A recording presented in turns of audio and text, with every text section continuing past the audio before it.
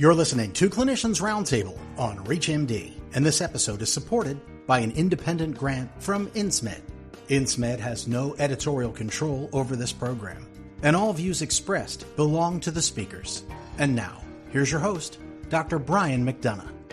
This is Clinicians Roundtable on ReachMD, and I'm Dr. Brian McDonough, here with me to explore how we can improve the early recognition and diagnosis of nontuberculous mycobacterial or NTM lung disease is Dr. Doreen Addrizzo-Harris. She's the Fiona and Stanley Druckenmiller Professor of Pulmonary, Critical Care, and Sleep Medicine at NYU Grossman School of Medicine, as well as the Director of the Bronchiectasis and NTM Program at NYU Langone Health. Dr. Addrizzo-Harris, thanks so much for being here. Thank you, Brian, for inviting me. To start us off, Dr. Addrizzo-Harris, NTM lung disease is often described as a condition that hides in plain sight. From your perspective, what continues to drive delayed or misdiagnoses in clinical practice? Many patients who have NTM lung disease have it for many, many years before it is diagnosed. It can hide as some of the more common diseases that patients with pulmonary disease get diagnosed with, like asthma, chronic bronchitis, and often patients will be treated with antibiotics that may actually initially improve their symptoms, but not get rid of the NTM lung disease. So without doing sputum samples to specifically look for NTM lung disease, it unfortunately will go undiagnosed. And many patients who do get sick nowadays with an episode of acute bronchitis will just call their physician, a prescription will be sent to the pharmacy, and no sputum samples or even imaging, whether it's chest x-rays or CAT scans, will be done.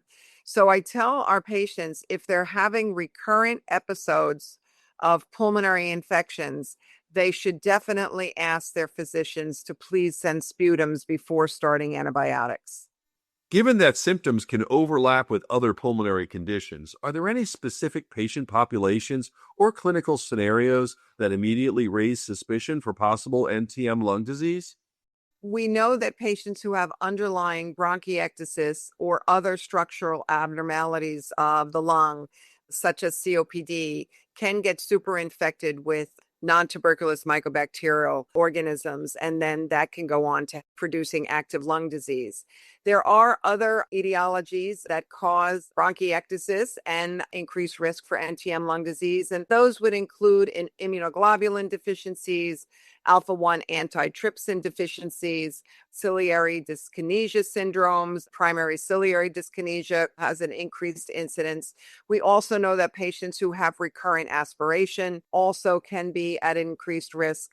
There is a subgroup of patients that you would want to pay attention to, and these would be postmenopausal females who have thoracic abnormalities, often scoliosis, kyphosis, or pectus.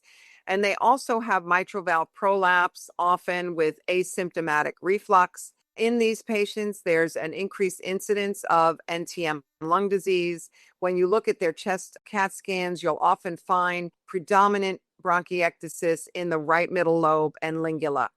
And when it comes to imaging, can you tell us about the radiographic patterns that stand out as diagnostic clues?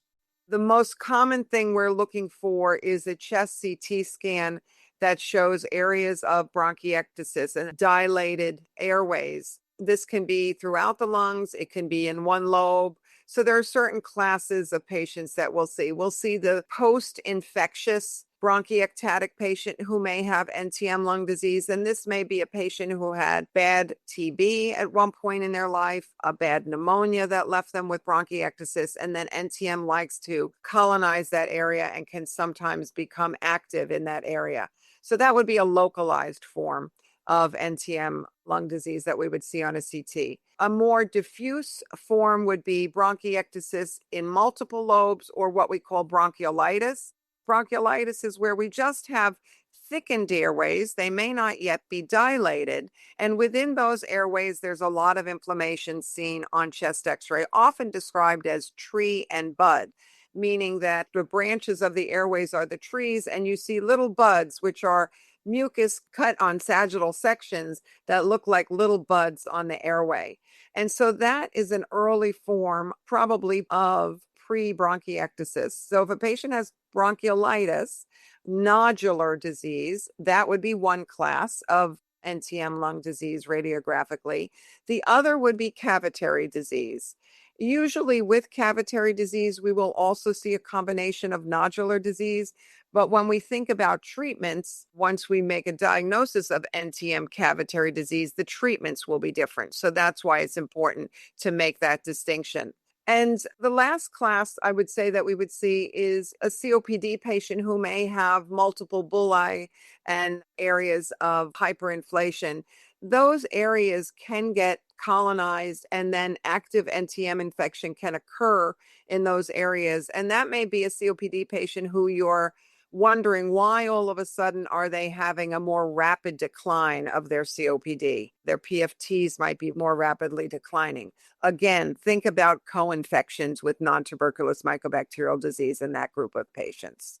For those just tuning in, this is Clinicians Roundtable on ReachMD. I'm Dr. Brian McDonough, and I'm speaking with Dr. Doreen Addrizzo-Harris about recognizing and diagnosing NTM lung disease. So, Dr. Addrizzo-Harris, when it comes to confirming our diagnosis, we know that one key challenge is distinguishing true disease from colonization. Currently, the ATS and IDSA guidelines recommend integrating compatible symptoms, characteristic imaging findings, and microbiologic confirmation. How can those recommendations help clinicians more confidently diagnose patients with NTM lung disease? First, you'll have to be thinking about NTM lung disease. Once you start to send cultures in someone who you think may have it, we know that regular bacterial cultures will not pick up NTM lung disease. You must be sending AFB cultures in these patients. You may see smears that are positive. You may see negative smears. That will help you tell what the bacterial load is of your mycobacterium. And then you'll wait for the culture to be identified. There are more than 200 species of NTM lung disease. The most common one in the United States is Mycobacterium avium complex, and the second most common is Mycobacterium abscessus, both treated slightly differently based on the antibiotic profile. But whatever mycobacterial disease you see on culture, you need to then correlate it both with the CAT scan, as we discussed. There must be findings of either nodular disease, cavitary disease, right? It's very, very rare that a patient will have mycobacterial lung disease when they have a normal chest CT scan. So you need to have abnormalities on the CT, abnormalities in the culture, and then you have to have clinical abnormalities. So a patient is most commonly going to be complaining of cough, sputum, recurrent infections, pulmonary infections. Sometimes they may have night sweats or low-grade fevers, weight loss, fatigue. There are a number of constitutional symptoms. But in order to make a true diagnosis, you need to have all three. And you need to have more than one culture that is positive. Based on the IDSA guidelines, ATS guidelines, you must have at least two cultures positive with the same organism, or a bronchoscopy culture that is positive. Because we know these mycobacteria live in water, and so there can be easily contamination from the lab. Patients can inhale a large burden if they're gardening. They may have it there temporarily in their sputum, but then by the time a few days go by, they'll be negative again on their next sputum. So we like to get sequential cultures to be sure that we have reproducible culture positivity. Now, obtaining reliable samples isn't always straightforward. What practical barriers do you face during sputum collection? And when do you start thinking about introducing bronchoscopy? So, in most cases, bronchoscopy is not needed. Of course, not all of the patients are going to be symptomatic with cough and sputum. I'd say in my clinical practice, probably about 2/3 of the patients do have symptoms and do have sputum that they can spontaneously produce. So you'll ask them to give you a sputum and send it to the lab. But there are patients where induced sputum is needed. So we give patients a little bit of hypertonic saline, and then we'll have them cough, or we'll do some chest physical therapy on them to assist them in bringing up sputum. Sometimes they can do this maneuver at home. Most patients who have underlying bronchiectasis are on an airway clearance daily regimen with hypertonic saline. So in the morning, they're often most productive. They can capture a sputum at home. They can keep it at home for a day or till they come in. Sending it for acid-fast bacilli will still be effective even 2 days later. So in most of the patients, if we try induction, we are successful. There still will be a percentage of patients who, even with induction, cannot bring up sputum. You'll have a CAT scan that's significant, meaning there's a lot of bronchiolitis. In patients, as I said, the postmenopausal female will see classic bronchiectasis and bronchiolitis in the right middle lobe and lingula. You'll be pretty convinced that that's what the patient has, but you still need that sputum to be able to get the culture, make the diagnosis, and then treat them appropriately. So in that case, bronchoscopy would be the next step. As we bring all of this together, Dr. Addrizzo-Harris, what practical steps can clinicians take to reduce missed or delayed diagnoses, particularly in high-risk patients? So, Brian, I say this for any disease that we want to capture early, and that is having a good communication strategy with your patient.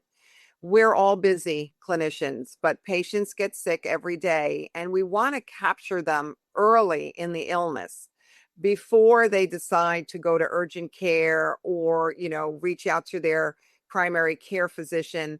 If you're a pulmonologist treating one of these patients, you want to hear about their exacerbation or their persistent cough early so that you can actually get sputum cultures performed before you start antibiotics. It's very important not to use macrolide monotherapy in patients who you think have underlying NTM lung disease, because doing that on repeated occasions can cause macrolide resistance in the NTM, and then it becomes extremely hard to treat.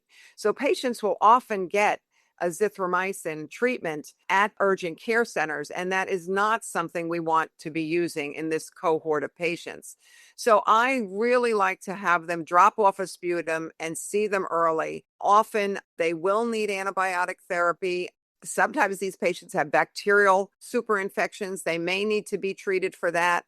Many of them have multiple organisms in their sputum. It's hard to determine which one to treat first. We try and tell our physicians, treat what's easiest to treat first. So if there's a staph or a Pseudomonas, treat that first. If the patient is still symptomatic, still coughing after that, CT is still progressing, then you are pretty confident that it's from the underlying NTM lung disease, and you'll want to start treatment for that.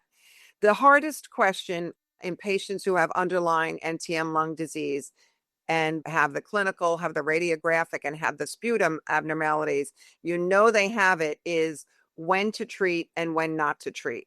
So you really want to make sure that the symptoms that they're having are related to the underlying NTM that's in their sputum. And when you do determine that that is the cause, early treatment is recommended by the guidelines. And then there are multiple different treatment regimens that are recommended based on the findings of your specific patient.